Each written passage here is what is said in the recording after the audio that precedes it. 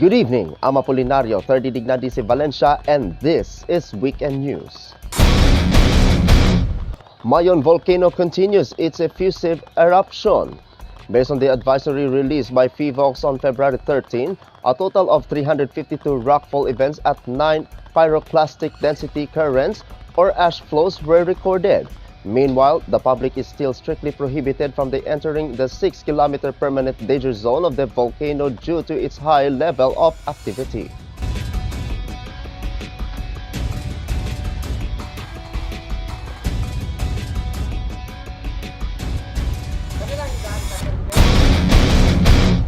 In Visayas, the Cyber Response Team Office was opened by the Iloilo City Police Office along with the blessing of the Iloilo City Police Station 2. The Iloilo City Police Office, led by Police Colonel Wilbert Parilla, officer in charge, formally inaugurated the Iloilo City Cybercrime Response Team or ICCRT and also led the blessing of Iloilo City Police Station 2 on February 11 in Barangay Nabitasan in La Paz.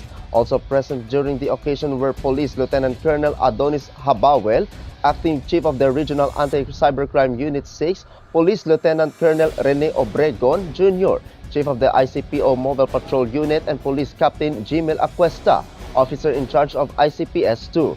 The establishment of the ICCRT aims to further strengthen the capability of the Iloilo City Police Office in solving cybercrime-related cases and to make police services more accessible to the community, especially in the responding to the increasing incidence of online crimes. In Mindanao, Prisaa 2026 to be held in the province of Sultan Kudarat this March. The provincial government of Sultan Kudarat proudly announces that the province will serve as the host of the Private Schools Athletic Association or Prisaa 2026, which will take place in March. Thousands of athletes, coaches, delegates, and officials from various private schools across the Region 12 or Soxergen are expected to participate in the week-long competition that will showcase excellence in sports, discipline, and the spirit of unity. According to organizers, Prisaa 2026 is not only a sports competition but also a meaningful gathering that will strengthen the ties among educational institutions and bring honor to the region's young athletes. The provincial government assured the Sultan Kudarat is fully prepared in all aspects, from facilities and security to proper coordination and a warm welcome for all guests. Above all, Prisaa 2026 is a celebration of youth, honor, and excellence in sports. Everyone is invited to join and witness Prisaa 2026 in the province of Sultan Kudarat this March in the year 2026.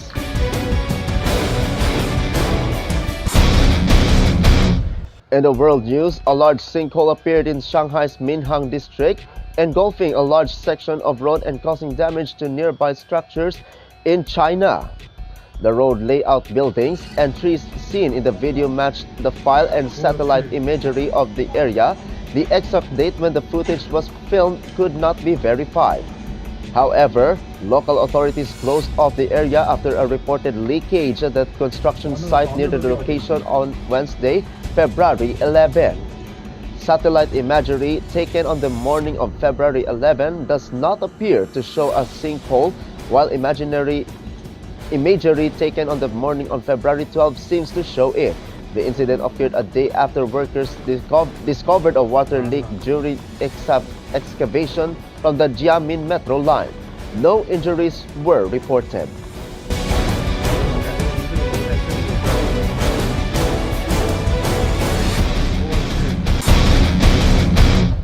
And our health news, the highly deadly lung cancer. Lung cancer is highly deadly. Many women also die because of lung cancer. In fact, if counted, more women die from the lung cancer than the combined number of women who died from breast and gynecologic cancers. Here are some risk factors that should be avoided to reduce the possibility of developing lung cancer. Avoid smoking. Reducing smoking is not enough. It should be completely stopped. Also avoid exposure to radon, asbestos, and other chemicals such as arsenic, beryllium, cadmium, nickel compounds, chromium compounds, coal products, mustard gas, and chloromethyl ethers. Try to avoid exposure to air pollution as well.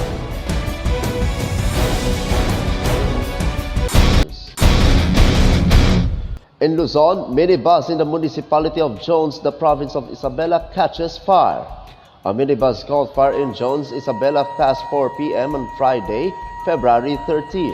According to the Bureau of Fire Protection's investigation, the minibus had just finished its route and was parked beside a store in Barangay Uno of the said municipality. When the driver returned from buying something at the store, he noticed smoke coming from underneath the passenger's side seat. When the driver lifted the seat, the fire suddenly intensified and quickly spread to other parts of the minibus. The driver exited the vehicle to get out safely. Two motorcycles parked beside the minibus were also affected and partially reached by the flames. The fire was declared out past 3 o'clock in the afternoon, and according to the Jones Fire Station, faulty electrical wiring is being considered as the cause of the sudden fire.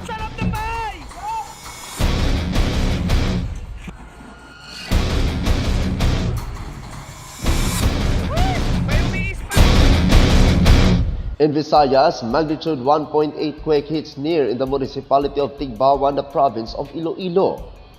A magnitude 1.8 earthquake struck at 12:53 a.m. on February 15, PHIVOX reported. The tremor, with a depth of 15 kilometers, was located about 6 kilometers southeast of Tigbawan, Iloilo.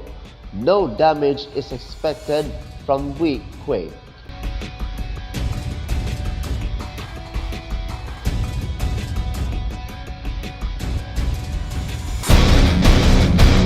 In Mindanao, 1st District warns versus the substandard appliances. The Davao City Fire District has reminded Davaoenos to avoid using substandard appliances and unsafe wiring practices to prevent fire hazards. From January to February this year, the Fire District recorded 114 fire incidents with no recorded casualties. Electrical fires remain the most common, followed by open flames from rubbish fires and bonfires. Fire Senior Inspector Francis Marie S. Sendrijas, Davao City Fire District Public Information Chief, said the responsibility begins at the household level, and avoiding dangerous practices such as octopus wiring and overloading outlets is essential to keep families safe. She also highlighted that selecting quality products and avoiding overloaded outlets are crucial, and that appliances do not have to be expensive to be safe.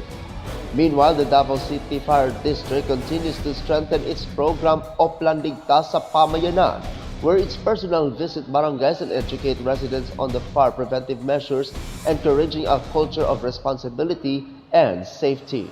The Davao City Fire District urged Davaoenos to immediately call 911 or the nearest fire station if a blaze becomes uncontrollable, and to always give way to emergency vehicles during firefighting operations.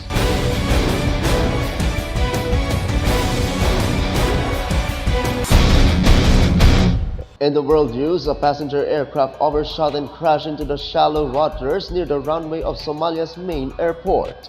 A passenger aircraft carrying 55 individuals overshoot and crashed into shallow waters near the runway of the Somalia's main airport while attempting an emergency landing on last Tuesday, February 10, after experiencing a technical problem shortly after takeoff. Airline CEO Ahmed Noor confirmed that all passengers and crew were safe and that no injuries were reported in the incident, which occurred at Aden Abdullah International Airport in Mogadishu, Somalia. According to Ahmed Mualim, Director of Somalia's Civil Aviation Authority, the Star Sky Aviation flight was bound for the northern city of Galkakyo when it encountered technical difficulties approximately 15 minutes after takeoff, prompting the pilot to initiate an emergency landing. Transportation Minister Mohamed Faranu stated that the rescue team successfully assisted all passengers and only the aircraft sustained damage. Authorities have launched an investigation to determine the cause of the incident.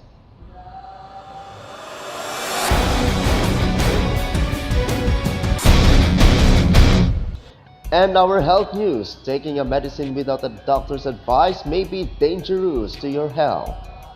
Taking medicine without proper advice from a doctor may pose serious risk to your health.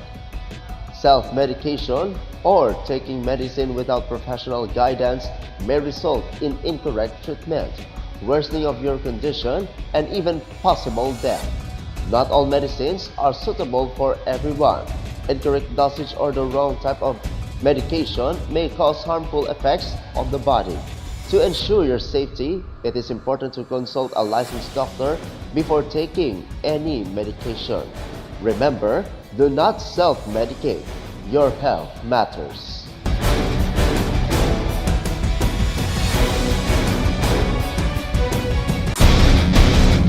And that is Weekend News this Sunday, February 15, 2026. I'm Apolinario 30 Dignadis in Valencia, and this is Salakot Online Broadcasting Network. Happy weekend, good night kasadya,